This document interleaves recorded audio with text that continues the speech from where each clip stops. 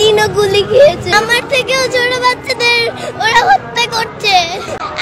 আমি একজন মুসলিম হয়ে আমি একদম বাসায় চুপ করে থাকতে পারিনি। কেন এত ছোট বাচ্চাদের উপর অত্যাচার করছে? আমাদের মুসলিমদের উপরেই কেন এত অত্যাচার করা হয়? আমি এখানে প্রতিবাদ জানানোর জন্য এসেছি। এই যুদ্ধ বন্ধু, ঘাস লতা পাতা খেয়ে বেঁচে আছে, ওদের কিচ্ছু নেই। ওরা ঈদের দিনও গুলি খেয়েছে। একদম বাসায় চুপ করে থাকতে পারিনি। কষ্ট হয়েছে দেখে এগুলা? যখন দেখেছো তখন কি মনে হয়েছে? কেন আমার ভাই বোনদের উপর কেন এত ছোট বাচ্চাদের উপর অত্যাচার করছে? আর আর কি কি খারাপ লেগেছে তোমার?